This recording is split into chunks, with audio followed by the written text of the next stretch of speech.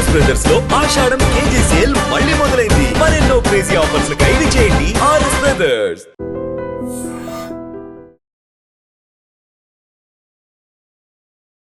Telangana BJP అధ్యక్షుడు మరొకసారి తన అసలు నిజ స్వరూపాన్ని బయటపెట్టినాడు. 42% 9వ షెడ్యూల్లో చేర్చడం అసాధ్యం అంటా ఉన్నాడు.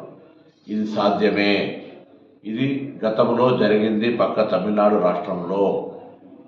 తెలంగాణ నుంచి ప్రాతినిధ్యం వహిస్తున్నటువంటి బీజేపీ ఎంపీలంతా రాజీనామా చేయండి, ఎందుకు రాదో చూస్తాం, లేదా దీన్ని సాధించి పెట్టండి. ఈరోజు సుప్రీంకోర్టులో ఇందిరా సహాని కేసులో చాలా స్పష్టంగా చెప్పినారు. రాష్ట్రాల్లో ఒకవేళ ప్రామాణికమైన సమాచారం ఉంటే, ఎంపైరికల్ డాటా ఉంటే తప్పకుండా రాష్ట్రాలు నిర్ణయం తీసుకోవచ్చని చెప్పినాయి. అందుకే రాష్ట్రం సర్వే చేసి శాసనసభ ఆమోదము, కేబినెట్ ఆమోదము, గవర్నర్ ఆమోదంతో ఢిల్లీలో ఉంది. ఇది కేంద్ర ప్రభుత్వం తీసుకోవాల్సిన నిర్ణయము. తప్పకుండా రాష్ట్ర ప్రభుత్వం కట్టుబడి ఉంది. 42% రిజర్వేషన్లకు ఎట్లయినా బరాబరుగా అధికారికంగా అమలు చేస్తాం. ఆనాడు మండల్ కమిషన్ చేస్తే కమండల్ అన్నది మీరే. ఇలా మళ్ళీ మీ యొక్క వక్ర బుద్ధిని ఈరోజు మళ్ళీ బీసీలపై కుట్రలు చూపెడతా ఉన్నారు. దీన్ని తెలంగాణలో ఉన్నటువంటి అన్ని బీసీ వర్గాలు, కుల సంఘాలు బీజేపీ నిజ స్వరూపాన్ని గమనించి 42% రిజర్వేషన్లు ఇచ్చే ప్రక్రియలో ఆ రిజర్వేషన్లు అమలయ్యే విధంగా కాపాడుకునే ప్రయత్నంలో మరి ముందుండాలని సందర్భంగా కోరుతూ, కేంద్రం బీజేపీ తప్పకుండా 42% రిజర్వేషన్ 9వ షెడ్యూల్లో చేర్చాల్సిందే.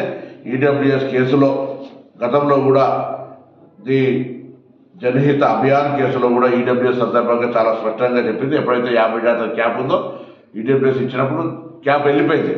కాబట్టి ఆ రిజర్వేషన్కు సంబంధించిన క్యాప్ లేదు.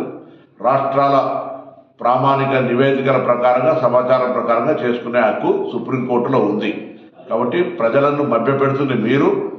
ముఖ్యమంత్రి బీసీ అని ప్రకటించి ఇబ్బంది మీరు, సిఎల్పి నాయకుడు బీసీ ఇబ్బంది మీరు, పార్టీ అధ్యక్ష పదవి కూడా బీసీలకు ఇచ్చేది మీరు, మండలి వ్యతిరేకించేది మీరు. ఇవాళ మీరు బీసీలకు వ్యతిరేకంగా ఫ్యూడల్ పార్టీగా ఉన్నటువంటిది మీరు.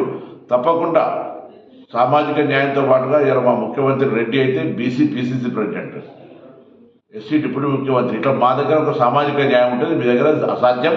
మీరు మరొకసారి మా వర్గాలను మోసం చేస్తే చూస్తూ ఊరుకోమని హెచ్చరిక చేస్తాం. నిజంగా ప్రస్తుతం ఉన్నటువంటి సమాజం దేనికి ప్రయారిటీ ఇస్తుంది? ఆర్థిక సంబంధాల చుట్టూ మాత్రమే తిరుగుతుంది. మళ్ళీ ఎన్నికలంగానే చాలా విరక్తి కలుగుతాను. మంచి అనిపిస్తుంది కదా, లేడీస్ కూడా ఛాలెంజింగ్ జాబ్స్ చేసినప్పుడు చాలా బాగుంటది. ఫుడ్ డెలివరీ ఇవ్వటానికి వెళ్ళినటువంటి డెలివరీ బాయ్ అనిల్ పై కళ్ళ ముందు